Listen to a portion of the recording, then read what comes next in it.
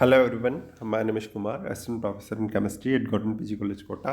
Gordon PG college Kota के YouTube channel पर आपका स्वागत करता हूं बच्चों आज हम बीएससी पार्ट सेकंड ईयर की जो यूनिट है फर्स्ट थर्मोडायनेमिक्स के बारे में पढ़ रहे हैं।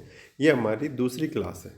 पहली क्लास में हमने क्या पढ़ा था बेटा? थर्मोडायनेमिक्स मतलब होती क्या है, थर्मोडायनेमिक्स को हमें क्यों पढ़ना चाहिए, उष्मा और ऊर्जा के प्रवाह का अध्ययन करने के लिए इसका यूज किया जा करते हैं हम। विभिन्न प्रकार की जो ऊर्जा होती है, जो एनर्जी होती है, उसमें जो अंतर परिवर्तन होता है, जो इंटर कन्वर्जन होता है, और उनके जो क्वांटिटेटिव रिलेशंस होते हैं, उनमें क्या परिवर्तन आया, उन सब का अध्ययन किस में करते हैं बेटा? थर्मोडायनेमिक्स में करते हैं। अब उसमें फिर पिछली क्लास का थोड़ा सा रिकैप ले लेते हैं बेटा, कि उसमें हमने थोड़ी सी परिभाषाएं पढ़ी थी कि सिस्टम क्या होता है, कि ब्रह्मांड का वह भाग जिसका चयन हम ऊष्मागतिकी के अध्ययन के लिए करते हैं। किसके लिए करते हैं? ऊष्मागतिकी के अध्ययन के लिए। अब फिर उसको दो तीन प्रकारों में बांट दिया था, ऊर्जा और द्रव्य के आदान प्रदान के आधार पर, और संगठन कंपोजिशन के आदान प्रदान पर। ठीक है। फिर दूसरा हमारा था सराउंडिंग सिस्टम पहला हो गया, दूसरा हो गया सराउंडिंग। तंत्र के अतिरिक्त, जैसे कि हमने बीकर को तंत्र मान लिया था कल वाली क्लास में, तो उसके अतिरिक्त जो भी ब्रह्मांड का शेष भाग है, जो भी हमारे यूनिवर्स का शेष भाग है, वो क्या कहलाएगा बेटा? वो परिवेश कहलाएगा। बाउंड्री तंत्र यानी कि जो बीकर में हमने कल वाटर लिया था, वो तंत्र यानी कि बीकर की बाउंड्री के पास अदृश्य सी बाउंड्री, और उसके पास ही जो परिवेश सराउंडिंग की बाउंड्री, उन दोनों के बीच में, उन दोनों को पृथक, सिस्टम और सराउंडिंग को पृथक करने वाली सीमा क्या कहलाती है बेटा? परिसीमा या बाउंड्री कहलाती है। ये हमने कल पढ़ लिया था। ठीक है। फिर हमने open system, close system and isolated system के बारे में पढ़ा था, जिसमें हमने एक बीकर का एग्जांपल लिया था, जिसमें बीकर के ऊपर खुला छोड़ दिया था बीकर को ऊपर से, तो वो उसमें एनर्जी और मैटर दोनों का इंटर एक्सचेंज हो रहा था। ठीक है, परिवेश के साथ, सराउंडिंग के साथ। ठीक है, तो वो क्या कहलाया था? ओपन सिस्टम कहलाया था। इसी तरह से क्लोज सिस्टम में क्या है कि हमने जो वो बीकर है, बीकर को ढक दिया किसी चीज़ से, तो वो क्लोज सिस्टम हो गया। वो क्लोज सिस्टम ढकने से नहीं हुआ, वो क्लोज सिस्टम इसलिए हुआ कि वहाँ पर ऊष्मा का, हीट का एक्सचेंज तो अभी भी पॉसिबल है, क्योंकि मैंने बताया था आपको कि वाटर, थोड़ा सा अगर गुनगुना पानी हमने ले लिया, तो हम देखेंगे कि थोड़ी देर बाद ही वो नॉर्मल कंडीशन में आ जाता है, थोड़ा ठंडा हो जाता है। वो इसलिए हो जाता है क्योंकि बेटा जो वो उसकी टेंडेंसी होती है कि वो रूम के टेम्परेचर के बराबर आ जाए। ठीक है। तो और पर यहाँ ध्यान देना है कि मैटर में इंटरचेंज नहीं होता, मैटर की जो क्वांटिटी है वो क्वांटिटी सेम बनी रहती है। इसी तरह से हमने थर्ड पढ़ा था आइसोलेटेड सिस्टम।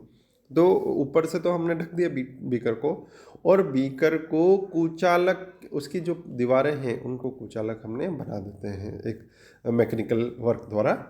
तो ये आइसोलेटेड। अब यहाँ पर क्या है, न तो हीट का एक्सचेंज होता है और न ही मैटर का एक्सचेंज होता है। ठीक है बच्चों, न तो हीट का एक्सचेंज न मैटर का। फिर हमने पढ़े थे बेटा होमोजीनियस सिस्टम और हेट्रोजीनियस सिस्टम, यानी कि द्रव्य का संगठन, कंपोजिशन ऑफ मैटर वो इक्वल हो, वो तो समंगी निकाय कहलाएगा, और कंपोजिशन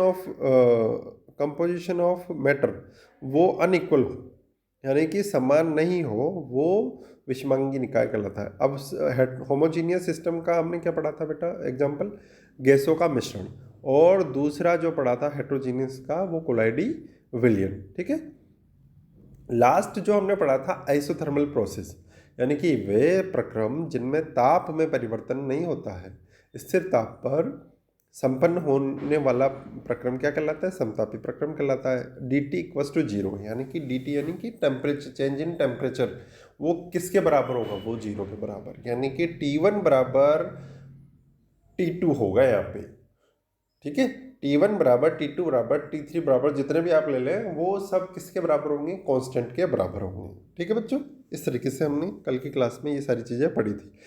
आपका भी पढ़ने का तरीका बेटा यही होना चाहिए, ये मेरा आपसे आग्रह है, क्योंकि हम जब तक पुरानी क्लास में जो हमने पढ़ा है उसको एक बार रिवाइज नहीं करेंगे, तब तक हमें नया समझ में नहीं आएगा। ठीक है बच्चों। अब कल हमने बेटा क्या पढ़ लिया था, जैसा कि मैंने पहले बताया, समतापी प्रक्रम। आज हम पढ़ेंगे एडियाबेटिक प्रोसेस। एडियाबेटिक प्रोसेस यानी कि रुद्धोष्म प्रक्रम, वे प्रक्रम जिनमें तंत्र एवं परिवेश के मध्य ऊष्मा का आदान प्रदान नहीं होता है। किसका आदान प्रदान नहीं होता है? ऊष्मा का आदान प्रदान नहीं होता है, रुद्धोष्म प्रक्रम कहलाते हैं। क्या कहलाते हैं बेटा? ये रुद्धोष्म प्रक्रम यानी कि del Q equals to zero, यानी कि Q1 equals to Q2 equals to Q3 equals to constant. ठीक है बेटा।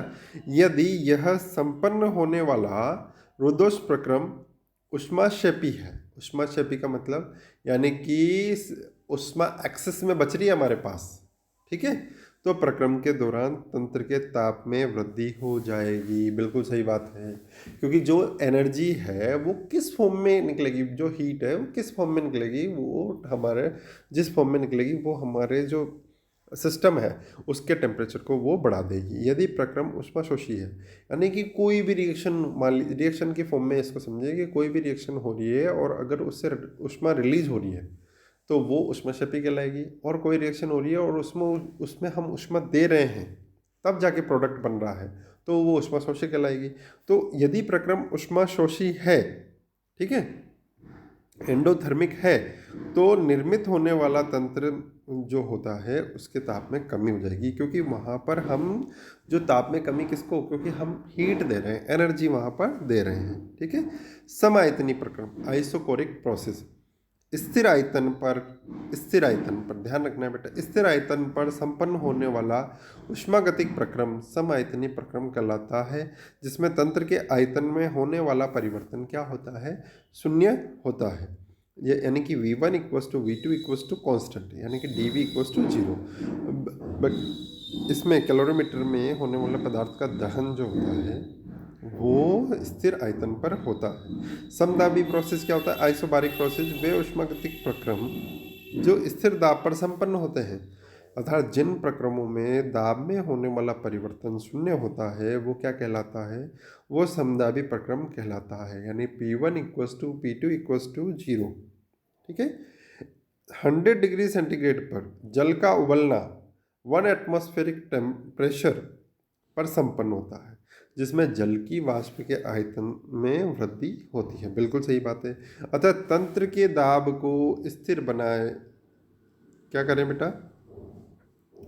तंत्र के दाब को स्थिर बनाए रखने हेतु तंत्र के आयतन में परिवर्तन हो जाता है। अब यहाँ पर ये बात याद रखना, dP equals to zero, dV equals to zero, तो ये बेटा डायरेक्ट हम यूज करेंगे। dV इक्वल्स टू जीरो यानी कि आपको उल्टा समझना है फिर इसका, कि समायतनी की सम आइसोकोरिक, ठीक है, और dP इक्वल्स टू जीरो यानी कि समदाबी प्रक्रम, ये उल्टा चलेंगे अपन। ठीक है। और यहाँ पर dP इक्वल्स टू जीरो यानी कि P1 equals to P2 equals to constant. ये बहुत सिंपल सी बात है। ठीक है बच्चों, इस तरीके से। अब ये बहुत इंपॉर्टेंट चीज़, चक्रीय प्रक्रम, बहुत ही अच्छी चीज़ है बेटा। ये हम यहाँ से यहाँ A से B जा रहे हैं, B से C जा रहे हैं, C से D जा रहे हैं और D से A पर वापस हम आ रहे हैं। तो ये एक तरीके से क्या हो गया बेटा? ये एक तरीके से क्लॉकवाइज हो गया, क्लॉकवाइज प्रोसेस हो गया ना। ये चक्रीय प्रक्रम, वे प्रक्रम जिनमें तंत्र विभिन्न अवस्था परिवर्तनों से गुजरता हुआ पुनः प्रारंभिक अवस्था में आ जाता है, यानी कि A से चले थे B की तरफ, B से चले थे C की तरफ, C से चले थे D की तरफ और D से चल रहे हैं हम A की तरफ। तो जहाँ से स्टार्टिंग पॉइंट था वही हमारा एंड पॉइंट हो गया A से। अतः ये क्या कहलाएगा? यह चक्रीय प्रक्रम कहलाता है। अब निकाय के गुण हम पढ़ रहे हैं। निकाय के गुण क्या क्या होती है? तो मात्रात्मक गुण है ना, और विशिष्ट गुण। ठीक है बेटा। अब देखो मात्रात्मक, जैसा कि नाम से स्पष्ट है, क्या स्पष्ट है? नाम से ही स्पष्ट है कि मात्रा से रिलेटेड होगा। ये अभी पढ़ा नहीं है अपन ने, पर हमें ये ध्यान देना है कि ये मात्रा से रिलेटेड होगा। एक्सटेंसिव प्रॉपर्टीज, किसी तंत्र के वे गुण जो उसमें उपस्थित पदार्थ की मात्रा पर निर्भर करते हैं। किस में निर्भर करते हैं बच्चों? उसकी मात्रा पर निर्भर करते हैं, पदार्थ की प्रकृति पर नहीं।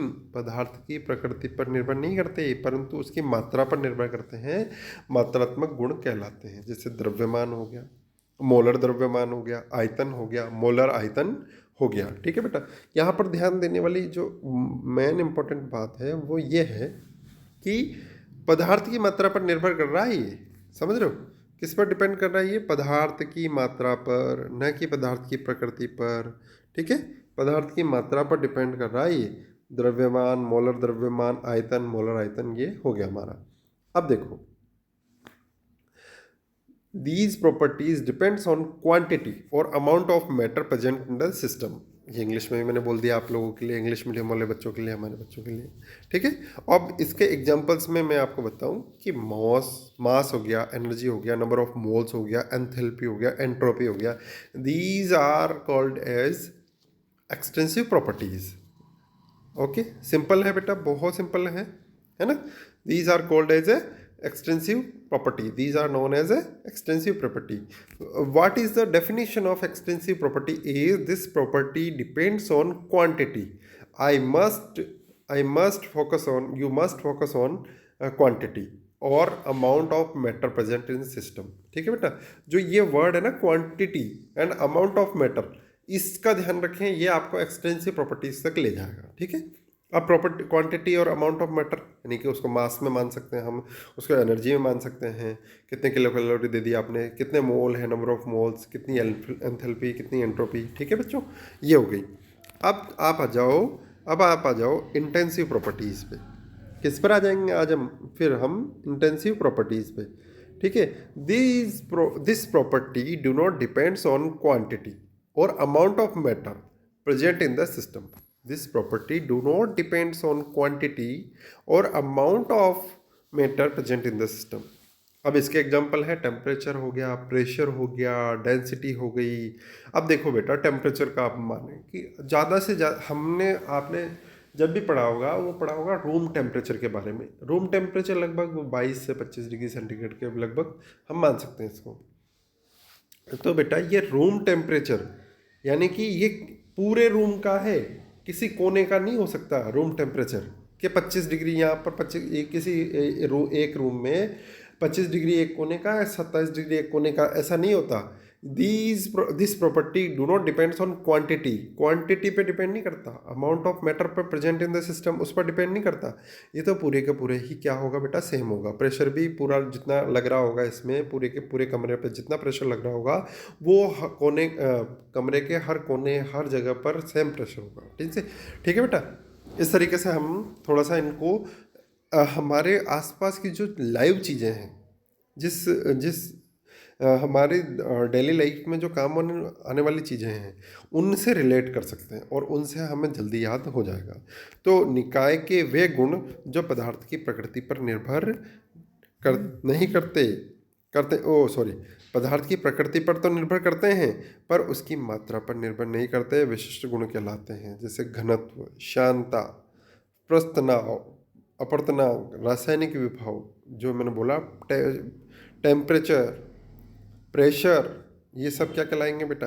ये सब आपके बॉइलिंग पॉइंट है ना, ये सब क्या कहलाएंगे बेटा? आपके इंटेंसिव प्रॉपर्टी। यदि दो मात्रात्मक गुणों में से किसी एक को इकाई कर दिया जाए तो विशिष्ट गुणों में परिवर्तित, वो किस में परिवर्तित हो जाएंगे? वो बेटा विशिष्ट गुणों में परिवर्तित हो जाएंगे। जब बेटा ये आरएस में जब एक ऑप्शनल सब्जेक्ट चलता था, 2 ऑप्शनल सब्जेक्ट चलते थे, तो ये उस टाइम पे भी पूछा गया था 2008 में। तो आपको थोड़ा सा एक्सटेंसिव और इंटेंसिव प्रॉपर्टीज़ की वैल्यू के बारे में पता लगा होगा कि ये आरएस के मेंस में भी पूछा गया सवाल है एक तरीके से। अब घनत्व क्या होता है? सबसे पहले तो द्रव्यमान क्या होता है? द्रव्यमान होता है बेटा घनत्व इंटू आयतन, यानी कि density into volume is equals to mass. अब घनत्व, डेंसिटी क्या होगा? तो द्रव्यमान के नीचे ले आओ उसको, और अगर v बराबर 1 है तो d बराबर m, यानी कि जो घनत्व है वही द्रव्यमान में परिवर्तित हो जाएगा। इस तरीके से ये सब वो एक्सटेंसिव प्रॉपर्टीज़ है ना बेटा, उन सब की परिभाषा यहाँ पर दी गई है, आप इसको समझ लेना अच्छे से। ठीक है बच्चों, अब निकाय के फलन क्या कौन कौन से होते हैं? ठीक है, यानी कि स्टेट फंक्शन और पाथ फंक्शन के बारे में मैं आपको जानकारी देने वाला हूँ। स्टेट फंक्शन यानी कि अवस्था फलन, निकाय के वे गुण जो इसकी प्रारंभिक एवं अंतिम अवस्था पर निर्भर करते हैं, जो इसकी प्रारंभिक और अंतिम अवस्था पर निर्भर करते हैं, प्रक्रम के संपन्न होने के पथ पर नहीं, प्रारंभिक और अंतिम अवस्था पर निर्भर कर रहे हैं, प्रक्रम के संपन्न होने पर के अंतिम अवस्था पर नहीं। ये किस पर क्या कहलाता है? ये ताप, दाब, आयतन इसके एग्जाम्पल हो गए। इसी तरह से पाथ फंक्शन क्या हो गया? निकाय के वे गुण जो प्रक्रम के संपन्न होने के पथ पर निर्भर करते हैं, उसकी प्रारंभिक और अंतिम अवस्थाओं पर नहीं, पाथ फंक्शन कहलाते हैं। जैसे कि वर्क और एनर्जी। ठीक है बच्चों, वर्क और एनर्जी। तो अवस्था फलन और पाथ फलन के बारे में मैंने आपको जानकारी दी बेटा। कल की क्लास में हम आगे पढ़ाई करेंगे। Thank you so much.